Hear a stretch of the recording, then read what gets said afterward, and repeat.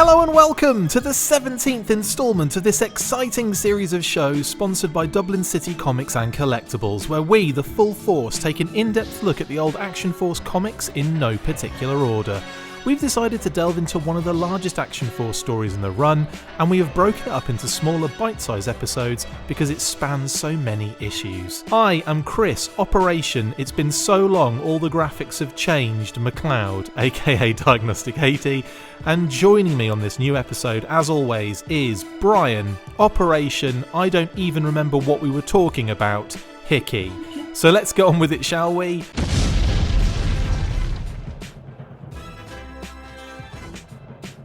As we venture into the depths of yet another disorder of battle, Part 3 hits us harder than Ironblood's helmet in the huge Action Force story entitled Operation Bloodhound!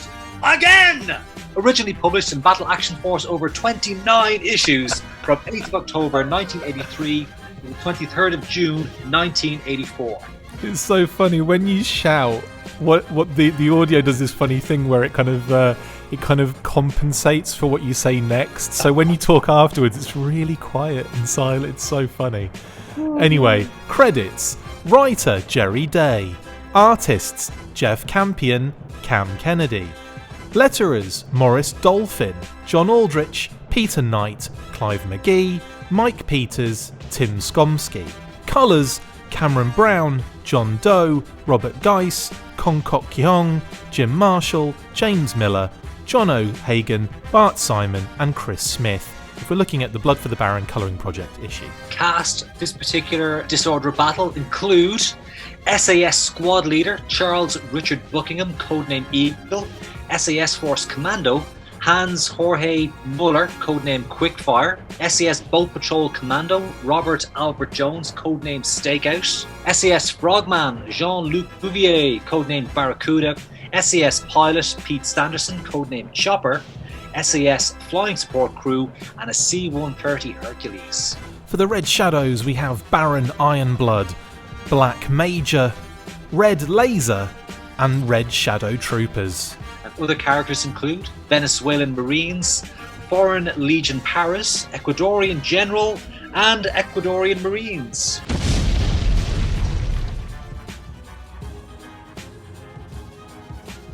Previously on Operation Bloodhound, Baron Ironblood and Red Laser were thwarted by SAS Force in their attempts to ransom the Pampas region through threats of laser strikes on their land.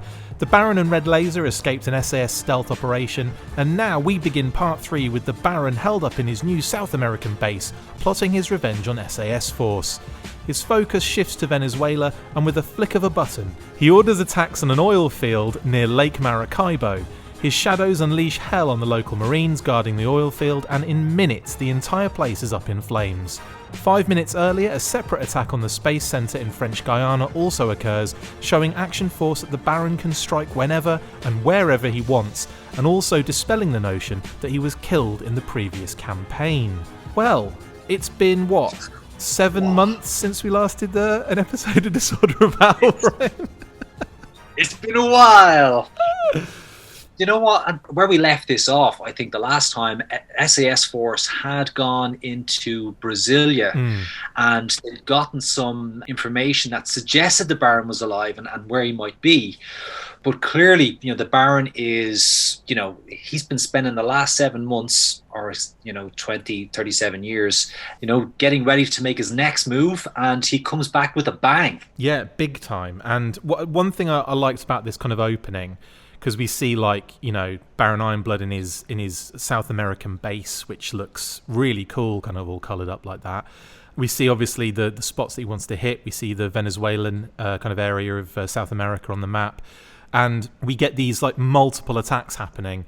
And once again, Red Shadow Frogmen, and I kind of feel like we've seen these Frogmen so much in the comics. I wonder if we were going to see them in the toy line had it continued an extra year. Do you know what I mean? I wonder if we'd have got another year instead of having the G.I. Joe figures kind of coming in. I wonder if we'd have got another wave of Red Shadows with the Red Shadow Frogmen and other Red Shadow Trooper style figures, I think that would have been a brilliant add-on. And mean, it does seem plausible. I mean, the reason why, when Palatoy's kind of parent company decided to shut down, design facility in Colville, that's really what put the over-reliance then on kind of bringing in Hasbro products. So had that design facility remained kind of operational, it's very likely that they would have responded to the popularity. Like, there was still increasing popularity for the toy brand at that time, so they would have responded with new characters. And of course, the comic book was a great place to kind of mine for inspiration. So coming up with marine base or aquatic base troops to kind of battle against the likes of Q-Force, etc., the Frogman would have been a brilliant add-on for sure to the enemy line. Yeah, big time. And so again, like, this is a really cool, bright start to the issue, or to the, I suppose it is to the issue, to part 3 for us of this epic disorder of battle. So the attacks leave no survivors, and the Baron begins the next phase of his plan, sending ultimatums to neighbouring countries in order for Action Force to intercept a trail, leading them right into a trap. SAS Force are training in the pool at Ascendancy Island when they get the call. We learn that Stalker has been pulled from the mission to help elsewhere, and Sparrowhawk is still nursing a wound from the previous mission. We're introduced to SAS Frogman Jean-Luc Bouvier, codenamed Barracuda. SAS are briefed on the attacks and that they have zeroed in on the possible location for the Baron's new base of operations, the Galapagos Islands. SAS Force fly out to Ecuador, and the Baron is informed of a coded message from the Bloodhound team, knowing fully well that they have taken the bait. This is hilarious, this little bit here. Like, because one, I love the fact that every time we see SAS, there's this kind of banter that goes between, that kind of they throw about. It's really interesting because it often turns really violent. And like, Jones is always taking it too far, isn't he? He's always like getting a knife out, or in this case, like, Barracuda's just jumped out of the water and kind of like held him underwater for like, not a long period of time, just to kind of mess with him. And Jones instantly just grabs an oar as if he's going to beat him with it. And it's just like, it's so funny how it always escalates. Do you know what I mean? And then when something happens, like a mission, or they're called upon, all of that drop is forgotten, and they kind of turn professional all of a sudden. Yeah, it's part of the latch kind of banter between the guys in SAS Force. Like, they play hard, they fight hard, and one of the things, Jerry Day's kind of really captured that sort of, it's kind of a weird camaraderie between them, where they do push each other over the line. They have kind of humor between them that kind of is, on borderline racism. They take it very personal, and Stakeout is really the cause that instigates most of that. But it's a part of that great humor that Jerry Day has kind of written into the characters. But yeah, when it comes to the crunch, though, all their grudges are quickly dropped, and they put on a united front, ready to step up and take on whatever mission is put in front of them. Speaking of humor as well, that Darwin exchange is hilarious, where you've got, like, does everyone remember, like, the Darwin, obviously speaking about Darwin as in, the survival of the fittest, etc., etc. And Jones is like, do I remember Darwin? Do I remember Darwin? I was there. Me and the boss reccied it for the task force, just like almost every spot on the way to Stanley. And Eagle's like, he means the man, not the battle, Jones. I just think it's really funny that they included that. That Jerry included it as the Battle of Darwin, as well as the, it's all kind of, there's a lot in there that he's kind of managed to, because obviously they're talking about the Galapagos Islands, and that's where Darwin did a lot of research and everything. So it's just a really funny little exchange, isn't it? Yeah, I mean, that's, again, the classic, Jerry Finley Day wit coming into play there. Like, he's a great writer, and like, some of those jokes, he wasn't really too worried if they were going over the heads of the kids or not. It was just a really good thing to kind of work into the script. And what a great way to kind of, again, it's all part of that Stakeout's character. Like, he is a bit kind of half barmy as well. Yeah, so. Yeah. It's funny. It's like he's a little bit kind of, I know he's almost like the character's played up as a little bit thick as well, which I think is quite funny. But still, like, a very impressive like SAS team member still at the same time. We're also introduced to the SAS flying support crew headed up by Chopper, which is, I think, the first time I've really seen them referred to as like a crew, and then like a number of them come in. It's, I'm sure it happens in other issues. I just don't think I've seen it off the top of my head just yet. So we'll have to be, delving into more issues before we see the crew of support staff. And again, I think this is Finlay Day's kind of military background coming into play here, because typically if you've got, you would have a crew for the likes of a Hercules, or for some of the, even for like a helicopter, there's a pilot and a co-pilot. Yeah. So, at a minimum, so you'd never have it, even though the toys were built that it was, Chopper was the pilot member of SAS Force. So, the attention is going to have to go on him as the lead pilot. But he's always got, in the real world, there would be a crew working with that pilot. When you compare that to the Real American Hero universe, where, Larry's created a number of different kind of pilot characters that he can team up. So you might get like Lift Ticket and Wild Bill kind of as the crew for Tomahawk or something. Yeah, absolutely, yeah. So Finlay Day didn't have enough toys to make up the full crew, so he's got to invent the rest of the characters for the for realism. I like the fact that the Palitoy toys basically were all army builders. Like you look at them. If you had one or two of Eagle, you've got the team that raided the Iranian embassy.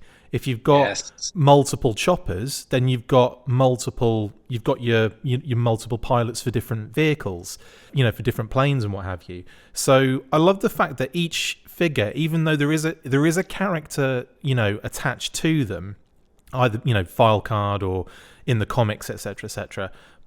And they all have their kind of specialty, but you can have more than one. And it doesn't necessarily, like Eagle has been shown with the beanie hat. They've all been shown with the gas mask. They've all been shown with, like all that kind of gear in whatever situation in the comic. They've all been shown wearing it. So you can always have multiple figures of the same figure.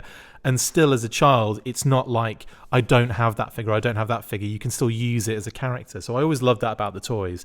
And it kind of was almost backed up by the comic in a sense. And if you were lucky enough to pick up some variants back in the day, you could have had, yellow visor Chopper, green visor Chopper, and you could have label one as kind of the pilot and one as the co-pilot, that kind of thing. Absolutely, so, absolutely. SAS land in Ecuador and begin planning their Galapagos insertion with the Ecuadorian Marines, who have a destroyer full of troops off the coast of the islands. Eagle explains that they will meet with the troops by para-dropping onto the island that shows the most signs of life.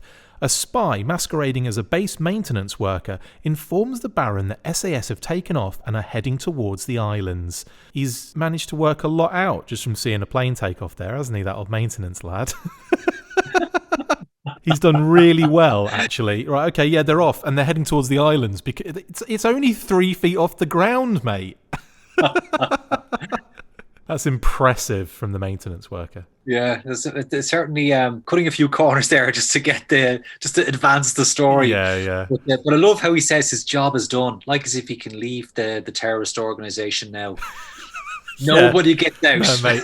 You're either going to be doing this again very soon, or you're going to be dead. I also like the fact that Eagle, he's not in charge of the briefing in this, but he still comes out sounding like the commanding officer, doesn't he? Like he's just very decisive and very professional, and always like you can see that the troops like look to him immediately. He's so like quick as well. I love the way Jerry writes him. When you look at when we cover a lot more of the SAS Force stories, this is a characteristic that's carried across regardless of who is kind of writing the Eagle character, that he's a brilliant soldier, a brilliant tactician. He commands respect of his men, but also of his counterparts in other military organizations too. So it's the classic kind of hero archetype for Eagle, really. Big time. Chopper flies SAS Force over their water-based drop zone near the islands, and 2 of the team, Stakeout and Barracuda, parachute in with their boat to make a silent approach from the sea. Unbeknownst to them, Baron Ironblood and the Red Shadows have sunk the friendly destroyer and have taken position in the same place to keep up the ruse. The Black Major leads a platoon of Red Shadows in kayaks to the Galapagos Islands to hunt the enemy combatants. Whoa, that's a great sequence of action going on there. I love it when they go into depth with the insertion of that sounds gross. When they go into depth of the actual like insertion of the island or the landing zone that they're going to, the actual beginning of the mission when they're kind of like flying in, parachuting out. I love the detail that goes into those little aspects. It's like I see Jerry Day as almost like the Larry Hama of the Battle Action Force, you know.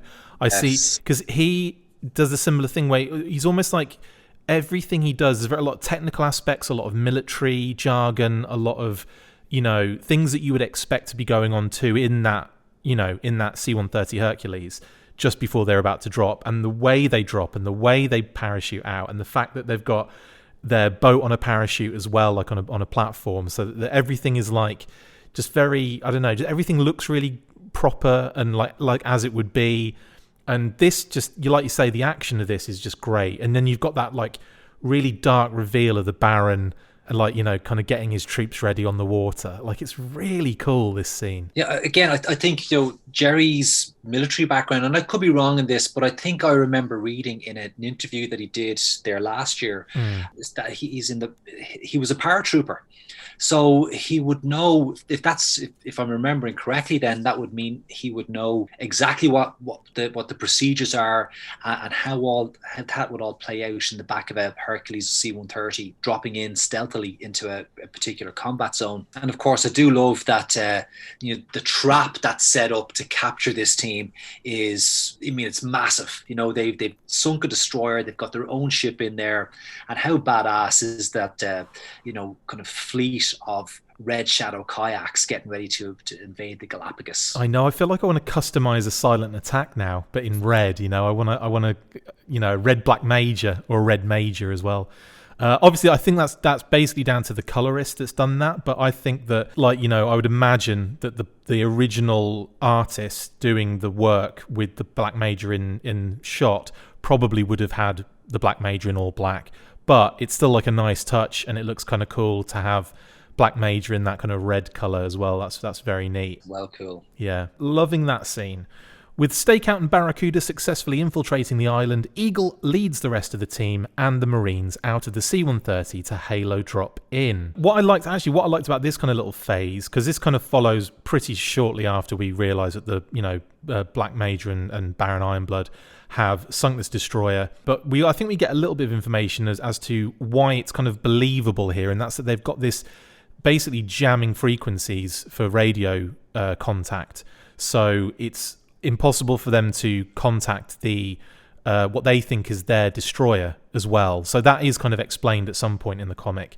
So that kind of adds to another level of believability for them taking out a destroyer without anyone really noticing. Do you know what I mean? Yes. It's, yeah, and again, it's some of those little kind of details kind of work into the script, just enhance that, the credibility of it all, you know. And I really like, again, looking over the artwork here, and they make reference to the type of jump that they're doing, like it's a halo jump out of the Hercules. And I actually remember at that time learning that, you know, halo stood for high altitude, low opening. I'd never even heard of that particular term before until, you know, it was whatever, 1983 or 84 when I was reading this. My favorite one is hey ho, which is high altitude, high opening, and that always made me laugh. Hey ho. But the halo jump was pioneered by the SAS in the real world, so it's fitting that, you know, Jerry Day would bring that particular technique into play in this particular story. It's fitting that the SAS would come up with something so bloody mental as well, isn't it? It's like, we're going to jump from really high up, but we're going to open very close to the ground. Yeah, that sounds like something, you know, challenge accepted. I can just imagine them saying that as well. This will be fun, lads. Yeah, right. Yeah, so that's really cool. Also, what I really like about this is the cover to the issue that led us into this part of the story. They threw a lot of the story, like, you know, some of the comic panels and stuff on the actual cover, which is something that I always used to really love about UK comics, is that you would get some of the story on that main cover. And in this case, they do like almost like a very like suspenseful reveal where Barracuda's running onto the store, like firing his gun, and you think, what's going on? What's he shooting at? And it's a cactus that he thinks is a red shadow, and you turn the page. So there's like, again, there's a nice bit of like humor to that, but then also like, it gives you a cover that draws you in, doesn't it? So as a kid, you see that he's shooting on the front cover. It's like, oh my god, what's it going to be, kind of thing. And then you're duped a little bit, but it's still quite a really good technique. This is actually something that IPC did a lot, particularly in this 83, 84, 85 series of comics. They would start off, they'd pick one of the stories from the issue, and they would just front load it on the front cover. So the front cover was actually the intro panel to that particular story. And as you say, it's an effect that works really well. It lends itself to getting a lot of action in on the front page, and it sets you up then creates that kind of sense of anticipation. Like, if I buy this comic, what's going to happen when I flick the page over? And so it's pretty cool. There's also something that I should mention here. At this stage, we've been kind of led, as we're going into this, the Marines are not, there's a separation here between the professionalism of SAS and the attitude of the Ecuadorian Marines, because what we're getting is a lot of questioning of why are we doing halo jumps?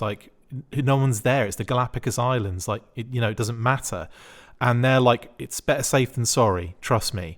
So SAS are trying to be really professional about this, and we're getting a lot of this different kind of feeling, attitude from the Marines that kind of continues throughout the story. So we actually see a bit of that in the next phase, don't we? Absolutely. So with everyone in the team accounted for, some Marines attempts to kill an iguana with a machete, but Quickfire protests, hurling a knife at the Marine and knocking his machete out of his hand.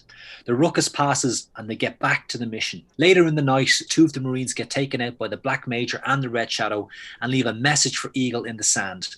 In the morning, Eagle and the Marines find the dead soldiers and the message, which leads Eagle to notice the vessel off the coast isn't the South Americans, but in fact the Red Shadows, and that they've been set up and now it's a different mission entirely. This is very on brand for Battle Action Force. Very dark, very violent, especially with the knife deaths, because that's how the Black Major and the Red Shadow take out the two Marines.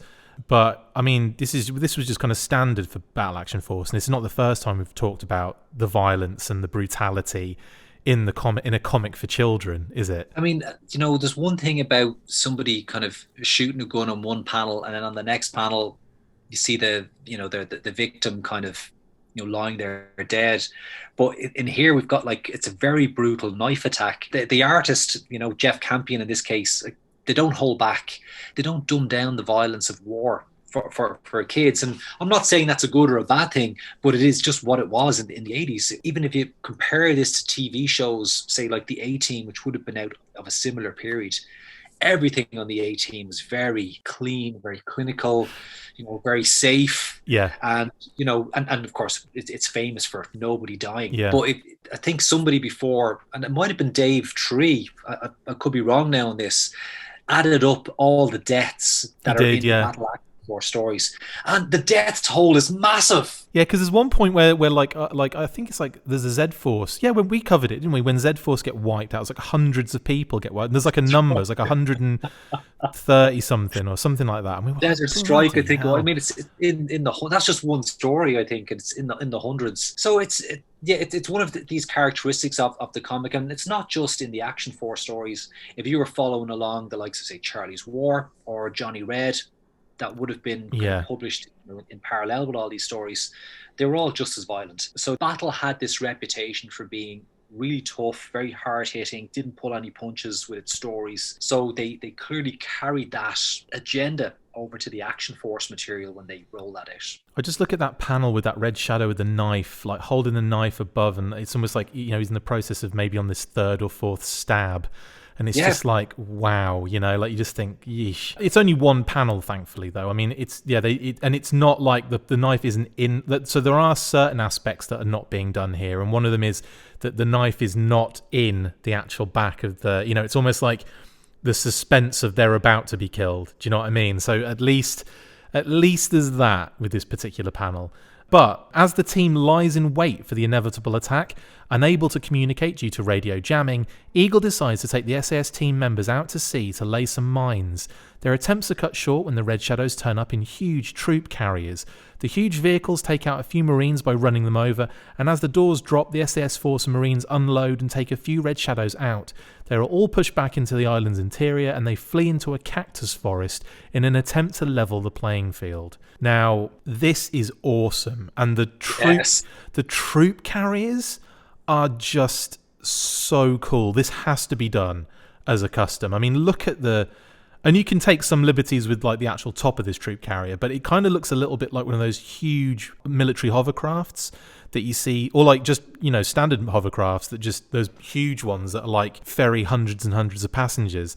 It kind of looks a little bit like that, but then on the top, and then on the bottom, it's like this like amphibious troop carrier. It's just awesome, isn't it? It's absolutely brilliant. I mean, it's reminiscent of, I suppose, the aquatic transporters, like from D-Day, the way it kind of crashes up on the beach and then the ramp comes down. But the ramp is massive. I mean, these are huge vehicles, and I mean, I really love that particular panel where it's inside, the boat is about to beach, and you've got the Black Major and all his Red Shadows. The way it's kind of lit, his kind of eyes are in shadow.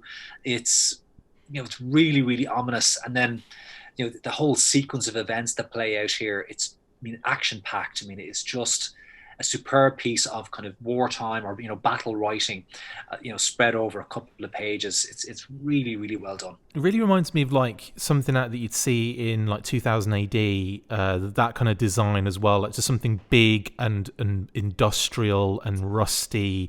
ABC Warriors kind of come to mind, that kind of thing, like just big rusty metal war machine type thing. And it just looks painful. It looks devastating. It's kind of like oversized as well. Like it's just brilliant. That just brilliant. I really want that to be made in some way, shape or form. I might have to do it myself, but it's going to happen. With the SAS Force and Marines retreating into the island's interior and heading towards a volcano, the Black Major is ordered to return to the offshore vessel by Ironblood and instructs the rest of the Red Shadows to continue the search for the enemy, much to the Major's disgust. As the SAS and crew traverse the volcano, they take out a number of Red Shadow climbing troops, leaving them morbidly dangling from the rock face. A Marine attempts to help a wounded Shadow, and despite the warning, gets pulled to his death by the injured enemy trooper.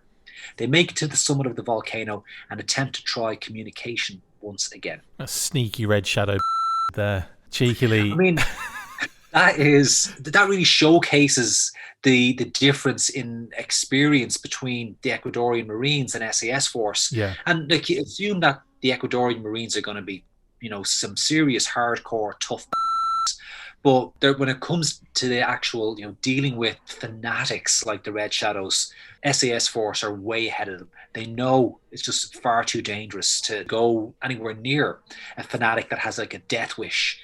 So, this kind of difference in sort of experience and skills between SAS Force and the local troops, this comes up, a few times over the course of this story, and it has, unfortunately, fatal consequences. The Black Major returns to the Red Shadow's vessel and questions why he was removed from the mission to eradicate the SAS, and the Baron explains, with help from the Red Laser, that the volcano is active and will finish them all off for them.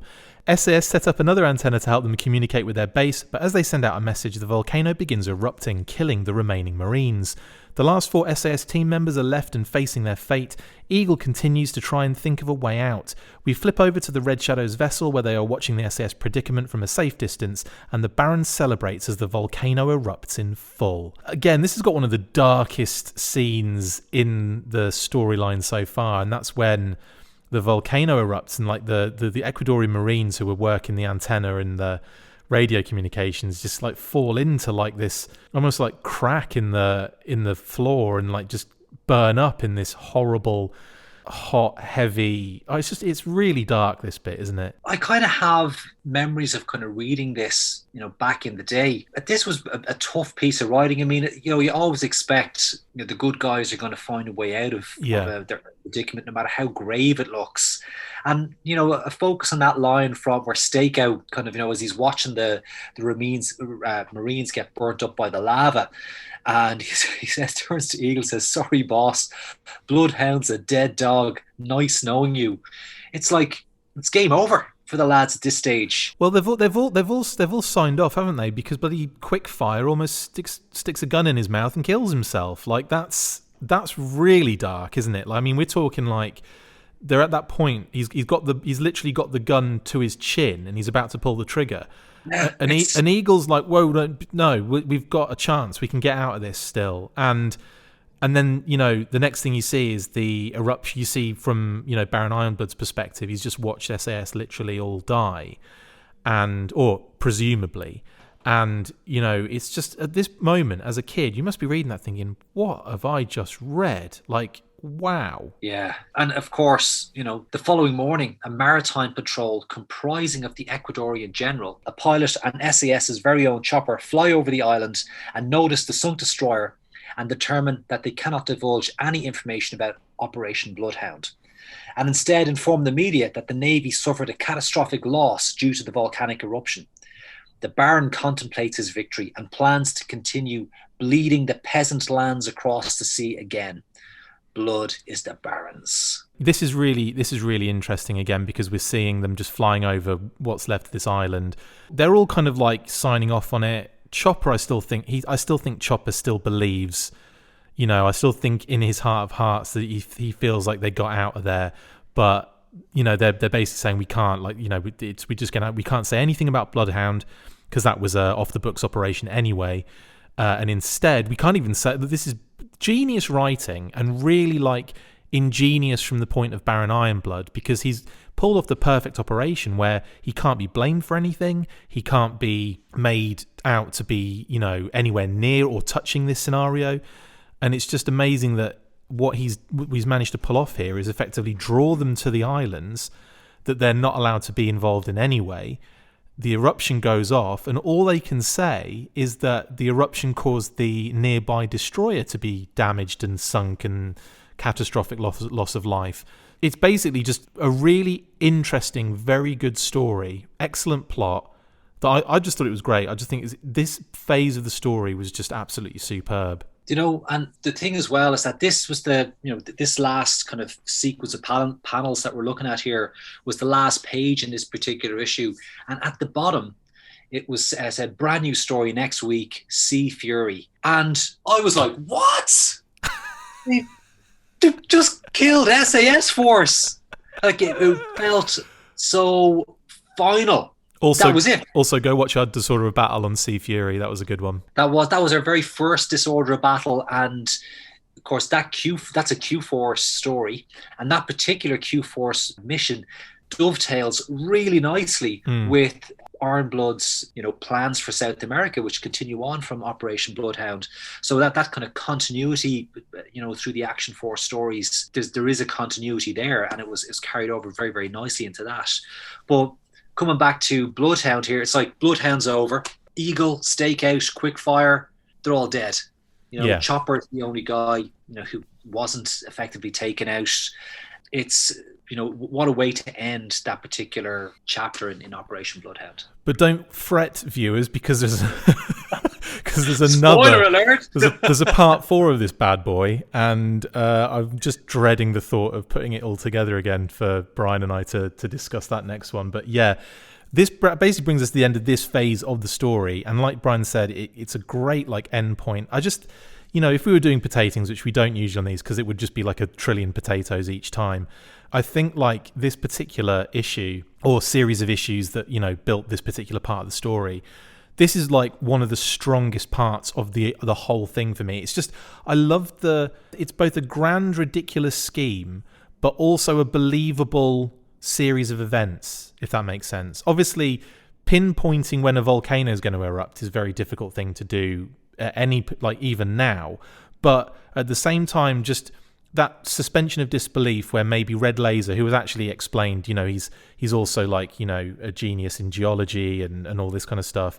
So he's brought in as a character to kind of almost be the tech behind them being able to find out when this volcano is going to erupt. So it was all let's draw them to the island, take out their lifeline, jam their signals, pin them into the island, remove my best asset from the battlefield in Black Major. All of this stuff, it all sounds like really ridiculous at the time. Like, why is he doing this? What's the end game? And then you get to the end game, and it's because the volcano's erupting, and he's going to effectively kill everyone that's left on the island. No one's going to be able to, get off in time.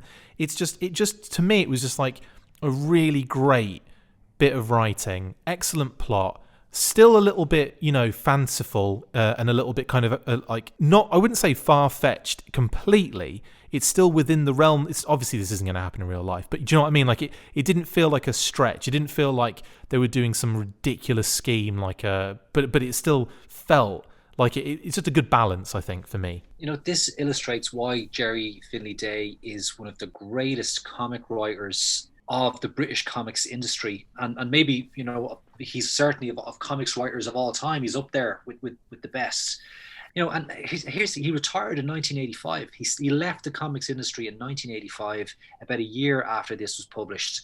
And had he continued in the comics industry, I can only imagine how much amazing content we could have got from him had he stayed on. He probably would have been right in the Action Force Monthly, Action Force Weekly stuff like that went on further, into the 80s. I could have seen him kind of utilised to do those kind of stories as well, honestly. I know they revamped a lot of things. They used different artists for the most part. But I still think, he probably would have been, again, like you said, he's kind of like the Larry Hammer of Battle Action Force, isn't he? Absolutely. That's absolutely. Again, when the British comic scene kind of died a death at the end of the 80s, a lot of the talent in Britain went over to America and went on to have amazing careers and create amazing kind of stories, both on the art side and on the writing side. So I think Gerry would have still had a lot to give. He was on top of his game back in 1985. No one really knows why he kind of packed it in at that stage. But look, sure, that's one of those things, Absolutely. Well, we kind of finish on a bit of a downer, don't we? Because we're talking about Gerry Day's retirement. We're talking about SAS Force possibly being completely destroyed here. Obviously, watch your space for part 4 where, all will be revealed. I think we all know what's going to happen. But still, at the same time, very powerful kind of one to end on there, Brian. But thanks very much, mate, for joining me for another Disorder of Battle, finally in the bag. My pleasure. Hopefully we won't be doing this again in another 9 months' time. Hopefully it'll just be, a couple of weeks this time. But anyway, that's it for the third part of this massive comic story. We hope you enjoyed this episode of Disorder of Battle.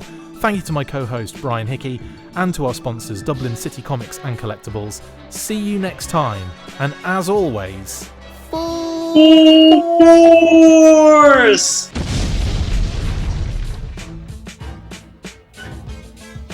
Make sure you get involved with the discussion by liking, sharing and commenting on these videos, and as always you can keep up with the show after listening by following on Twitter @The Full Force, liking the Facebook page facebook.com/The Full Force, and if you would like to contact the show you can message us on either of those platforms with feedback and questions.